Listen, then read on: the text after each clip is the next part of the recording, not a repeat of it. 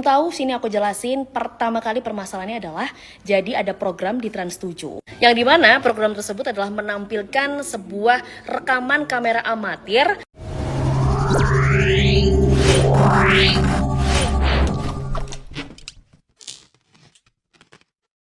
Oke, Assalamualaikum warahmatullahi wabarakatuh. Selamat malam teman-teman dimanapun Anda berada. Apa kabarnya di malam hari ini? Semoga selalu sehat, walafiat, tak kurang suatu apapun, dan selalu diperlancar dalam segala urusannya. Di video kali ini ada pertanyaan teman-teman ya. Kenapa santri marah soal konten dari Tren 7? Ya, Tren 7 bikin konten seperti itu membuat santri marah. Kira-kira santri kenapa ya kok bisa marah? Pengen tahu ya? Oke, kita tonton video yang berikut ini. Kenapa santri berak marah soal postingan Trans 7 yang bahas tentang pesantren? Biar aku kasih tahu alasannya. Pertama, karena konten itu bukan lagi kritik, tapi cuman narasi murahan, framing buruk, fitnah-fitnah yang dibikin cuman demi engagement. Itu tidak berdasar sama sekali. Ada netizen yang bilang, santri mah cuma nyangkal, mereka cuma menolak itu, cobalah bikin narasi tandingan. Narasi apa yang perlu dibikin? Sedangkan konten itu bahkan dibikinnya dari video-video potongan. Yang mereka bahkan tidak tahu itu konteksnya apa, mereka tidak pernah tahu soal tradisi pesantren. Mereka bikin-bikin sendiri, mereka simpulkan sendiri itu dari potongan video. Kedua, biar aku jelaskan soal tradisi pesantren. Kenapa santri mencium tangan kiai? Kenapa santri berjalan menunduk di depan kiai? Itu bukan karena santri menyembah kiai. Yang paling bikin aku marah karena kalian memframing seakan-akan semua santri itu adalah sekumpulan orang bodoh yang menyembah kiai dan bunyai. Kak, kalian perlu tahu, santri itu nggak cuma belajar di pondok. Banyak santri yang kuliah, banyak santri yang sekolah, bahkan udah pernah ke luar negeri, tapi ketika pulang ke pesantren, mereka masih taklim kepada kiai. Alasannya kenapa? Mari kita tarik kepada sejarah panjang pesantren. Pesantren ini sudah eksis bahkan sebelum Indonesia merdeka. Dulu ketika masyarakat pribumi belum boleh sekolah sama pemerintah kolonial nih, siapa yang membuka pendidikan satu-satunya di Jawa? Pesantren. Waktu dulu akses pendidikan kita masih dibatasi oleh penjajah, siapa yang terbuka lebar dan masih memberikan pendidikan? Pesantren. Boleh kalian cek di buku sejarah. Pesantren ini adalah salah satu sistem pendidikan tertua yang ada di Indonesia, di Nusantara. Dari zaman sebelum Indonesia merdeka, kiai itu sudah mengabdikan dirinya kepada masyarakat dengan apa? Mereka membangun pondok-pondok. Kalau zaman dulu bahkan pondok itu nggak bayar. Bahkan sampai sekarang banyak pondok itu yang nggak bayar. Coba kalian hitung. Aku dulu mondok. Ini pondokku tahun 2018. Aku lulus 2018 ya. Itu 500.000 SPP-nya 1 bulan. Udah include biaya untuk sekolah. Include uang makan 2 kali. Uang listrik, uang air, semuanya. Coba kalian bayangkan. Bahkan biaya yang harus kita keluarkan untuk mondok itu. Nggak sepadan dengan apa yang kita dapatkan. Jauh lebih besar yang kita dapatkan daripada yang kita bayar. Ini baru pondokku 500.000. Banyak pondok yang sampai sekarang SPP bulanannya cuma 120.000. Bayangin. Gak jarang kiai-kiai, bunyai-bunyai itu mereka harus nombok untuk biaya santrinya, untuk biaya pembangunan, untuk biaya air dan lain sebagainya. Uang untuk nombok itu dari mana? Ya dari bisnis yang mereka punya, dari hasil pertanian. Uang yang kalian bilang itu ngamplopin dari wali santri. Kenapa wali santri bisa ngasih uang sama kiai?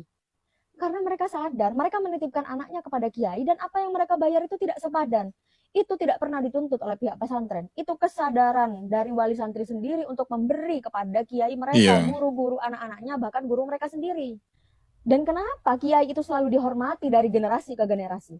Karena ilmu, karena pengabdian, karena moral mereka. Bukan karena kekuasaan, bukan karena kami bodoh sehingga kami menganggap kiai setara dengan Tuhan atau setara dengan raja, tidak. Dan kenapa sampai sekarang pendidikan pesantren masih eksis? Orang masih mau memondokkan anak-anaknya meskipun sudah ada pendidikan modern. Karena mereka tahu sendiri bagaimana isinya di dalam pesantren. Santri itu kerjanya di dalam pesantren apa? Yang kalian tahu kan cuma ngecor, disuruh bersih-bersih. Padahal mereka di dalam, yang nyapu dan bersih-bersih itu cuma sebagian kecil orang. Yang kalian juga tidak tahu kan kalau hadam-hadam itu bahkan tidak membayar untuk tinggal di pesantren. Orang yang bersihkan dalam kiai dan bunyai itu biasanya disebut hadam. Mereka biasanya itu tidak diperbolehkan untuk membayar karena mereka sudah membantu. Tapi mereka tetap bisa sekolah, mereka bisa dapat makan, mereka cuma bersih-bersih kerjanya selain sekolah. Dan itu pun yang mau, bukan kiai atau bunyai. itu biasanya orang tua mereka sendiri yang memasrahkan. Itu yang kalian tidak pernah tahu kan? Lagi, kalau ngomong soal penghormatan kepada kiai dan bunyai pesantren, kalian pernah dengar dauhnya Sayyidina Ali apa? Ana abdu man allamani walau harfan. Saya adalah budak, saya adalah hamba dari orang yang mengajari saya walaupun hanya satu huruf. Pengabdian, takdim kepada guru, itu sudah diajarkan di dalam Islam.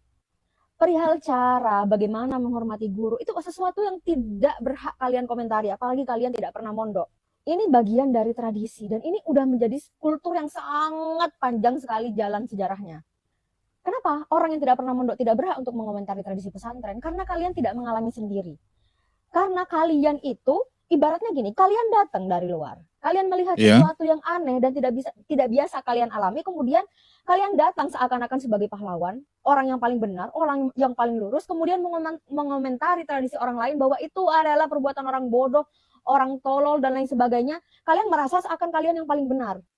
Justru orang yang berkomentar itu yang punya mental kolonial. Kalau kalian pernah belajar tentang teori dekolonialisme, bagaimana penjajah-penjajah barat itu datang biasanya ya ke timur, datang ke negara jajahannya, kemudian mereka muncul seakan-akan sebagai pahlawan, bahwa orang yang ada di sana, masyarakat adat itu adalah orang terbelakang, dan orang barat itu datang untuk memajukan mereka.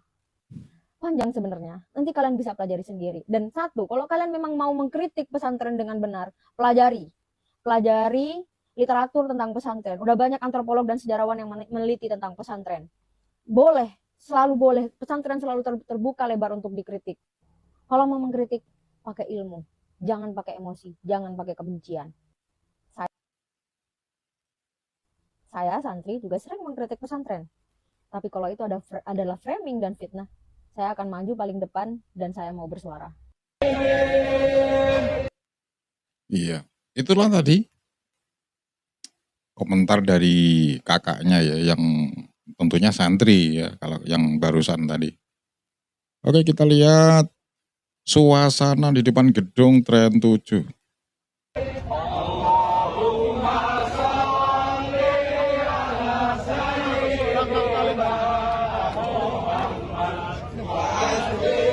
Di sini sudah terkumpul dari Ansor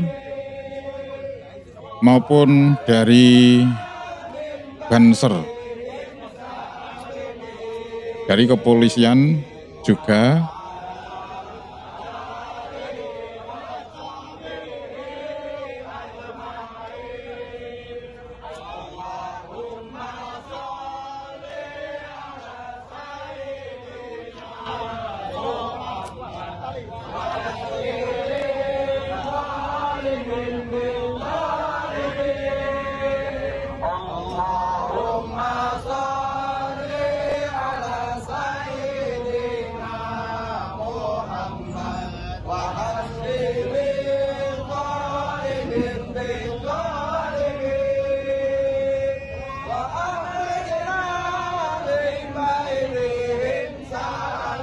Dari kemarin banyak banget yang ngetek aku terkait dengan boykot Trans 7. Boykot Trans 7, gimana Kak tanggapannya? Di sini aku mau memberikan komentar dari dua sisi yang berbeda ya. Tapi balik lagi, itu semua pandangan orang memang berbeda-beda. Jadi aku akan kembalikan ke kalian semua yang menonton videoku ini seperti apa. Meskipun memang aku seorang jurnalis juga nih ya, tapi tetap aku ingin memberikan sebuah pandangan yang netral. Di tengah-tengah, ini kayak gimana nih dengan permasalahan boykot Trans 7 yang ada di Indonesia. Yang belum tahu, sini aku jelasin. Pertama kali permasalahannya adalah jadi ada program di Trans 7 yang dimana program tersebut adalah menampilkan sebuah rekaman kamera amatir dari mungkin beberapa santri yang tinggal di pondok pesantren tersebut dan mendokumentasikan sebuah kegiatan yang terjadi di pondok pesantren tersebut. Tetapi dari pihak Trans 7 menambahkan sebuah imbuhan atau sebuah kata-kata yang bisa dibilang adalah terkesan julid. Seperti ini loh para kiai yang ada di pondok pesantren ini, mobilnya harganya miliaran, sarungnya harganya belasan juta, dan lain sebagainya. Jadi kata-kata yang ditunjukkan oleh pihak Trans 7 itu seperti itu. Nah, akhirnya masyarakat terbelah nih menjadi dua arah, dua sisi bisa dibilang. Ada yang mendukung Trans 7 yang dimana akhirnya menganggap skeptis dalam tanda kutip sebuah pondok pesantren yang ada di Indonesia. Apakah harus seperti ini yang dilakukan oleh para santri di pondok pesantren? Tapi di sisi lain atau para santri dan penghuni pondok pesantren akhirnya mengecam tindakan atau apa yang disiarkan oleh Trans 7 nih mengenai pondok pesantren tersebut. Apalagi dengan menggunakan kata-kata seperti itu. Akhirnya memang pihak Trans 7 sudah meminta maaf secara pribadi dan mengaku salah dengan apa yang ditampilkan di program tersebut. Karena permasalahan ini kan memang bisa dibilang adalah ngomongin soal tokoh agama. Dan kata-katanya pun juga terkesan julid atau ngegosip lah bisa kita bilang ya. Nah, karena memang aku dari sisi jurnalis, jadi aku juga bisa menilai bahwasanya kerja di media itu sebenarnya kita seperti kerja di dua pisau yang tajam. Jadi mundur salah, maju pun juga kadang salah. Tetapi seharusnya dalam sebuah program TV yang akan ditayangkan sudah bisa memenuhi syarat yang akan disiarkan oleh para pemirsa yang ada di rumah. Jadi wajib hukumnya dari sebuah program televisi itu kita bisa melihat dari dua sisi yang berbeda. Nah, tapi di program kemarin, apalagi dengan kata-kata yang diungkapkan seperti itu, akhirnya ya kita bisa menilai dari itu melihat hanya dengan satu sisi nih, yaitu dari orang-orang yang memang tidak tinggal di pondok pesantren tersebut. Ya akhirnya jangan disalahkan atau bahkan Trans 7 pun juga harus terima kalau misalkan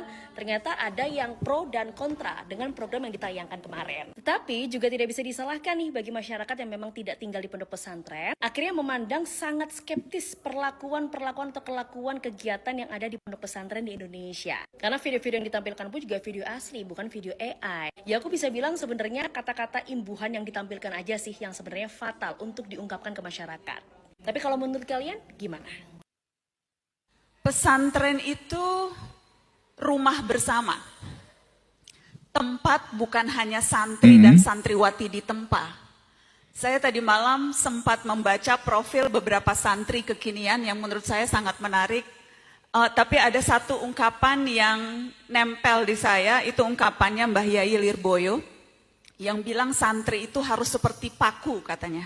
Mungkin teman-teman pernah mendengar itu.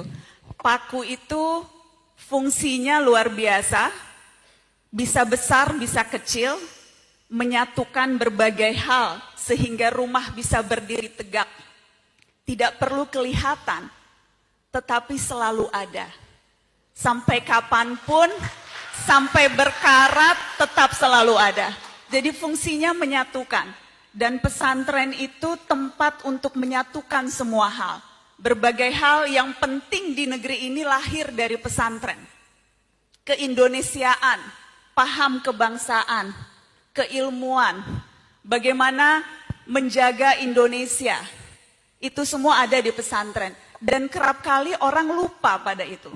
Diingatnya hanya pada saat kontestasi pemilu. Atau yang lagi mau cari legitimasi baru. Tapi orang-orang kalangan santri pesantren tidak pernah merasa, karena itu memang sudah biasa dan mereka tidak pernah merasa dimanfaatkan karena memang itulah paku. Dipakai kapan dibutuhkan tetapi tidak perlu menonjol. Jadi saya rasa pondok terancam. Oke, mari kita hitung-hitungan bersama-sama ya. Ini di pondokku kalau di Jember itu termasuk salah satu yang mahal. Nah, itulah tadi ya beberapa komentar-komentar atau tanggapan-tanggapan dari, ada yang dari santri, ada yang dari jurnalis juga, lengkap ya. Nah, oke, kita dengerin dulu dari mbaknya ini. Ada komentar masuk, bisnis pondok terancam. Nah, ada komentar masuk seperti itu. Langsung dijawab oleh mbaknya yang satu ini. Oke, kita dengerin. Uang SPP-nya 500.000 sebulan. Itu menurut orang udah mahal. Karena banyak pondok lain yang cuma 100.000, 200.000 sebulan. Coba kamu hitung, di pondokku itu 500.000. Udah biaya tempat tinggal, biaya sekolah. Sekolahnya full day dari jam 7 sampai jam 3. Masih ada ekskul lagi jam 4 sampai jam 5. Iya. Biaya madrasah diniyah 2 kali sehari. Jam 5 pagi sama malam, setelah isya sampai jam 9. Makan 2 kali.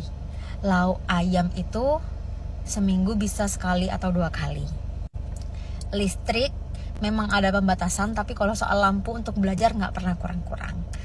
Terus air, mau mandi 5 kali pun nggak apa-apa kalau di pondokku. Alhamdulillah pondokku nggak pernah kekurangan air, karena memang pengasuh itu segitunya mikirin masalah pengairan ini. Buang air pun kita tidak pernah kesusahan. Air minum juga dibikin sistem penyulingan airnya sedemikian rupa sama pondok. Belum ngomongin gaji guru loh ya. Kita bisa dapat fasilitas sebanyak itu untuk 24 jam tinggal di pesantren. Kita diurusin sama pesantren. 500.000 sebulan, kira-kira bisa untung dari mana? Meanwhile, sekarang aja kosanku di Jogja itu 700.000. Cuman dapat kamar aja, belum biaya kuliah. Coba mari kita berhitung bersama-sama. Kira-kira 500.000 itu kalau untuk sebulan, Kiai bisa dapat untung berapa ya? Bantu komen dong di sini. Mungkin matematikaku jelek kali ya. Bisa kok dihitung-hitunganku kayaknya itu malah nombokin ya. Oke teman, terima kasih ya sudah menonton. Kita ambil sisi positifnya. Jaga kesehatan, kita ketemu lagi di video mendatang. Selamat malam dan wallahualam. Assalamualaikum warahmatullahi wabarakatuh.